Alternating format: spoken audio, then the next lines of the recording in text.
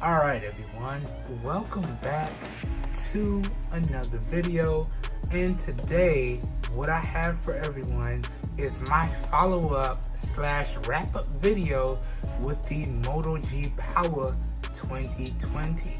So as of yesterday, I have fully paid off this device, and today makes it 2 official years of me using this device since I started paying for it from Straight Talk.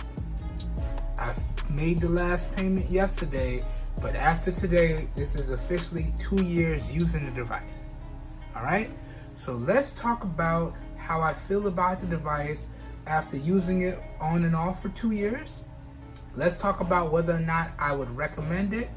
Let's talk about how good it's been and what device I'm going to be picking up next to put through the 2-year review program.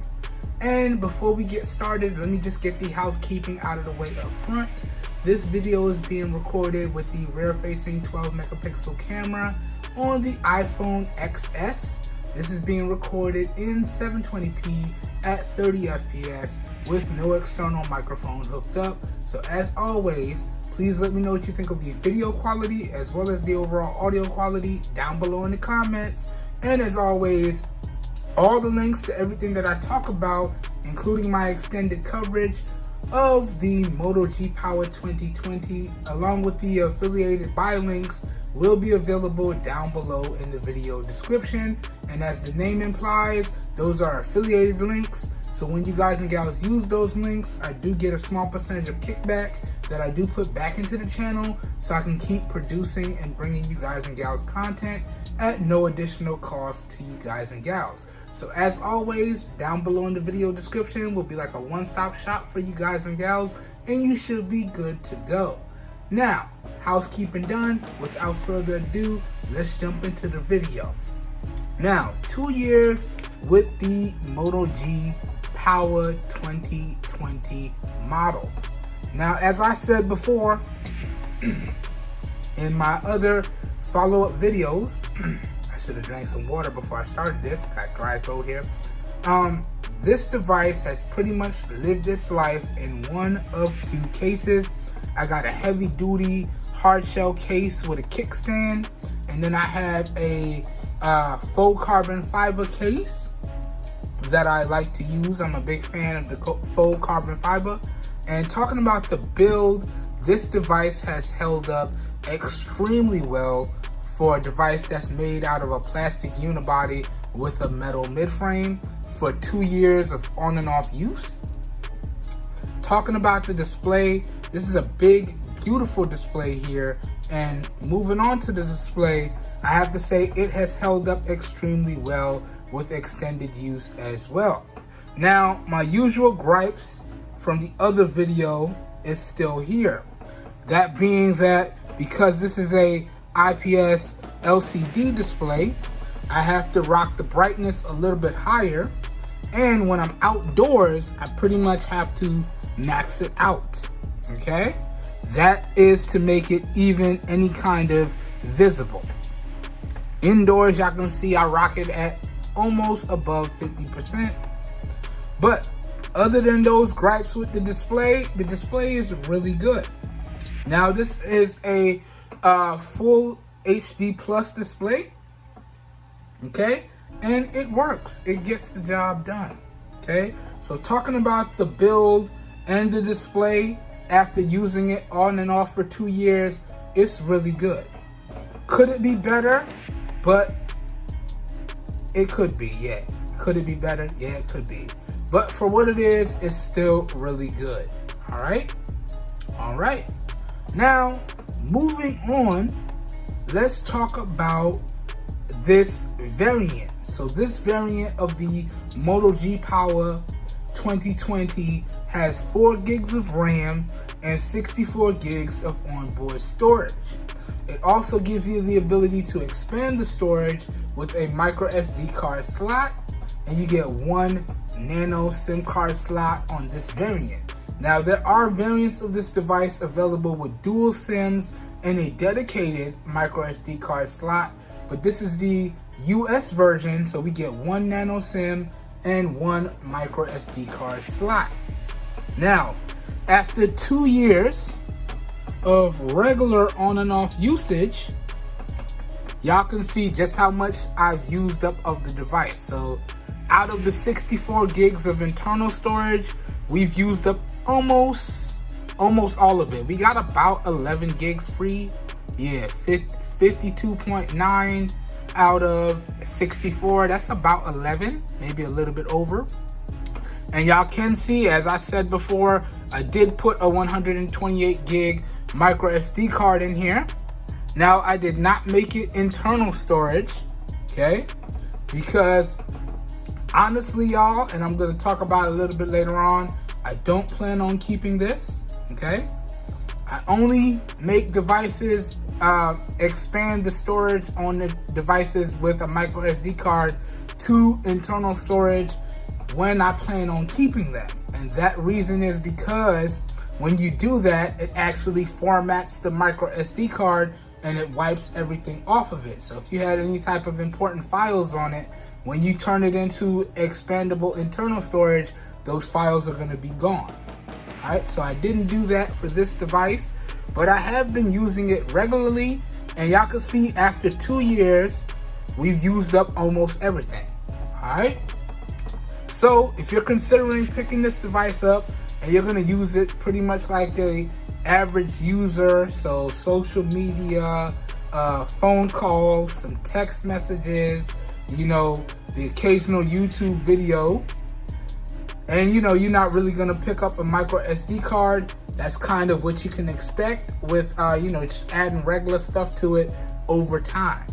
Now, you can make that better by putting in a 128 gig card or a 256 gig card and making it internal adaptable storage, because that would double, if not triple, your internal storage, okay? But you do want to be mindful the type of micro SD card that you use. Now, I use the high quality Samsung SD cards for my micro SD card. I'll have that linked up down below in the video description, okay? Just so y'all know where to get it from, all right?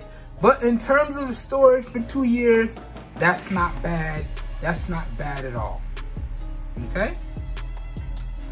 Now, talking about the performance of the device, and this is where the age of the device really shows. Now, this device is running Android 11, and I do believe it's running the March 2022 security patch.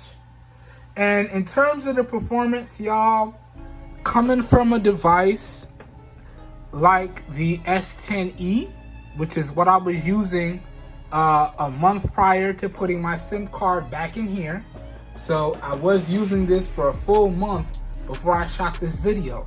But coming from a device like the S10e, which is generally almost always fluid and snappy, the lag and unresponsiveness of this device does have a tendency to show from time to time, all right? Especially when I have a lot of applications open. So I got a bunch of social media open, you know, I got a bunch of important application open, a bunch of important applications open, or I'm checking some stocks or things of that nature, or I have a bunch of messaging applications open and I'm switching back and forth between them.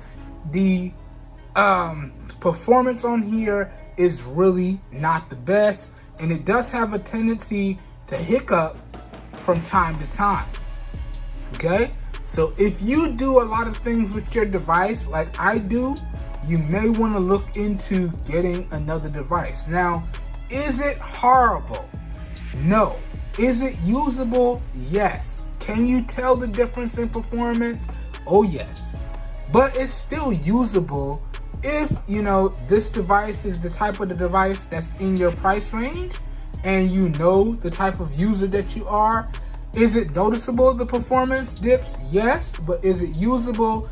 Yes. Okay? So it's not horrible. It's not, oh my gosh, it's trash, I can't use it. No. It can more than easily get the job done but the performance dips and hiccups using a lot of apps are more than noticeable. Okay, and that's one of the reasons why myself, I will not be keeping this. All right, so performance wise, it's just okay. It gets the job done.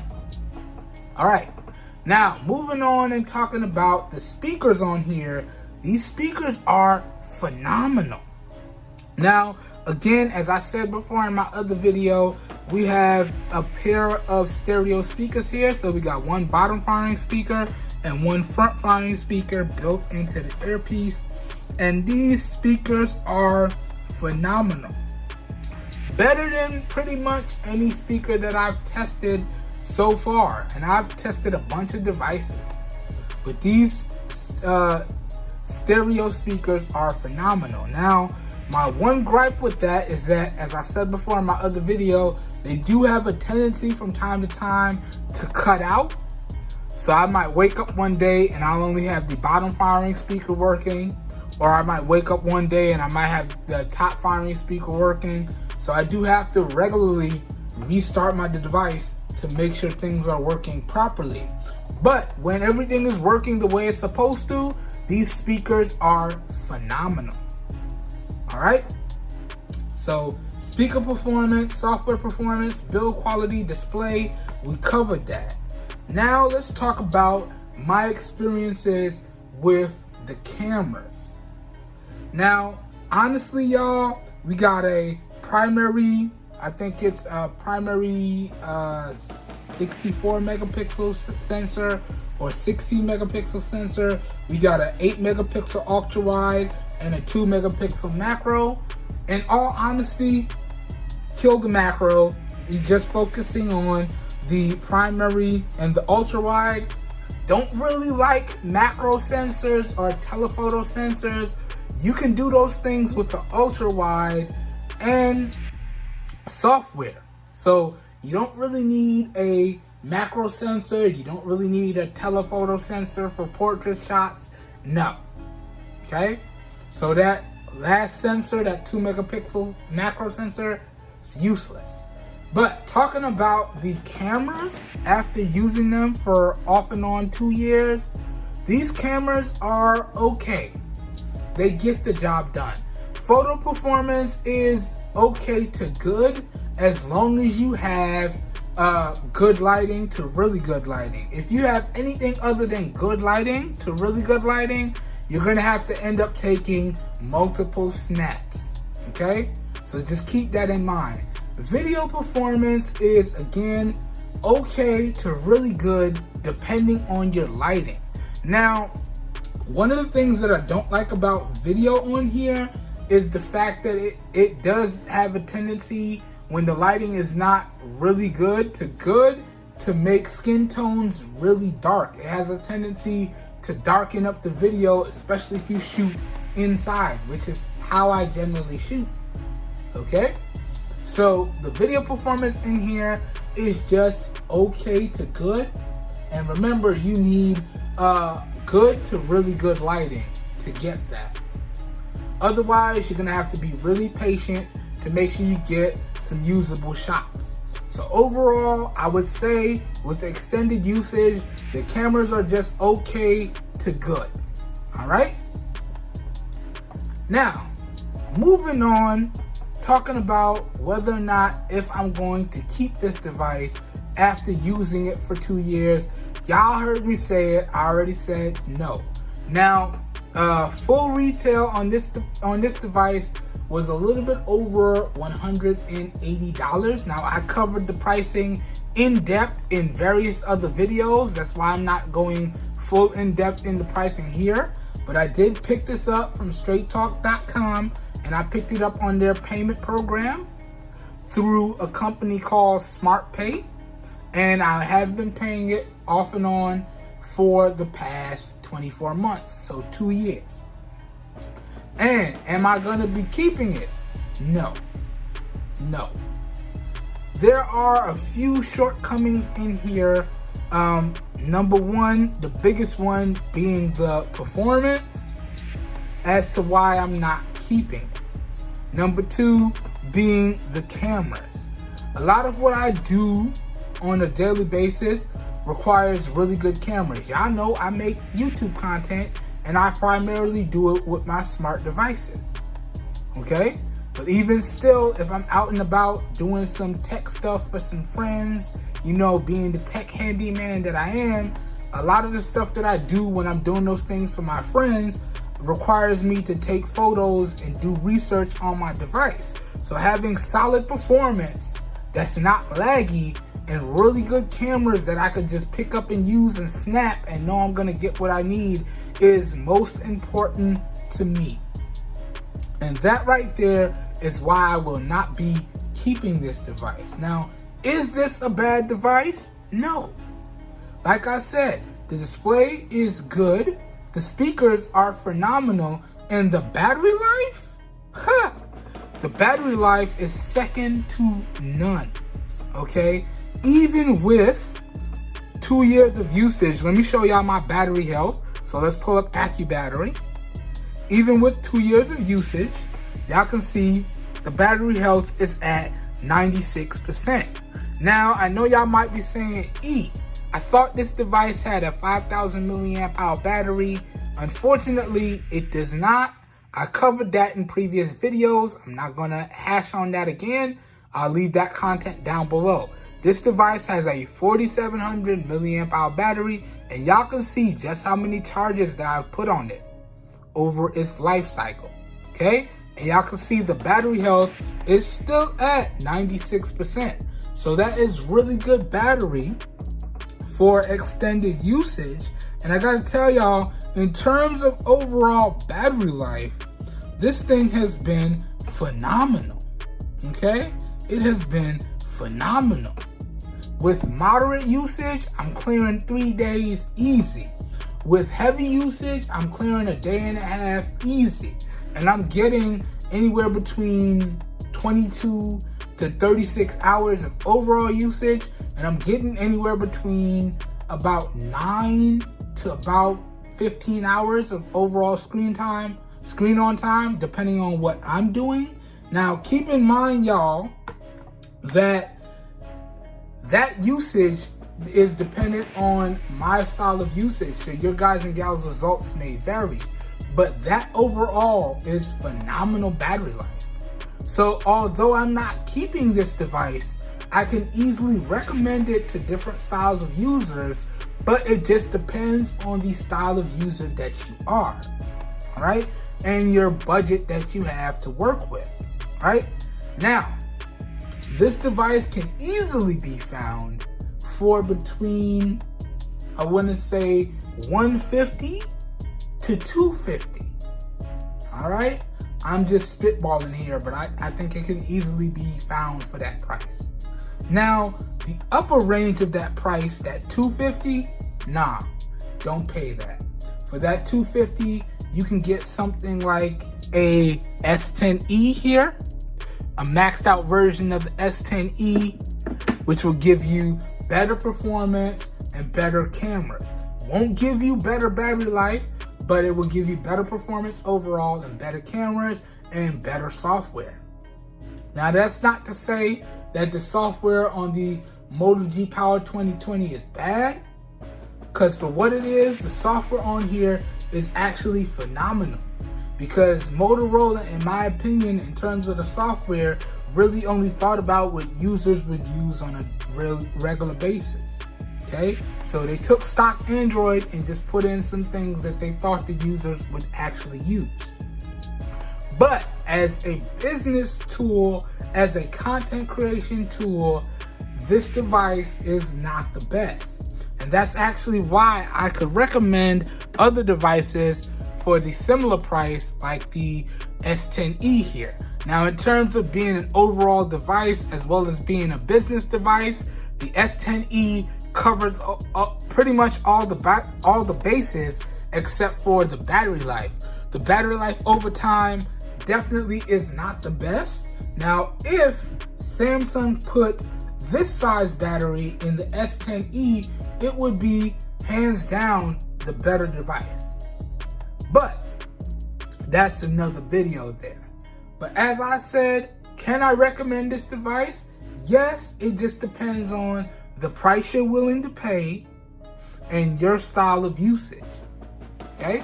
And at the end of the day, y'all, keep in mind that these videos that I make are just sharing my overall opinions and my overall experiences, okay? And everybody, in my opinion, is entitled to their own opinion. And being the fact that we're all supposed to be grown-ups, I feel like we should all be able to share our opinions respectfully, okay? It just is what it is. Now, what am I going to be doing with this device moving forward since I'm not keeping it? And what device am I bringing in next for another 2-year long-term review? All right, and I gotta say thank you guys and gals so much for checking out that video that I did as to what device I want to bring in next and put through the 2-year review. I got a lot of views on that and I got a lot of likes. Didn't get the feedback that I was looking for, but I did get a lot of views, so I'm happy that I did help share some of those deals. But I did decide what device I'm picking up next, and I did decide what I'm going to do with the Moto G Power 2020 right here. So what am I doing? I am actually going to get this device unlocked, all right? I made the last payment yesterday. I was on the phone with customer service for the payment company yesterday as well. I got full confirmation that the device is paid off because when I made the last payment yesterday or Friday, not yesterday. Yeah. When I made the last payment on Friday, I tried to call Straight Talk and get the device unlocked from Straight Talk, and their customer service said that last payment didn't clear.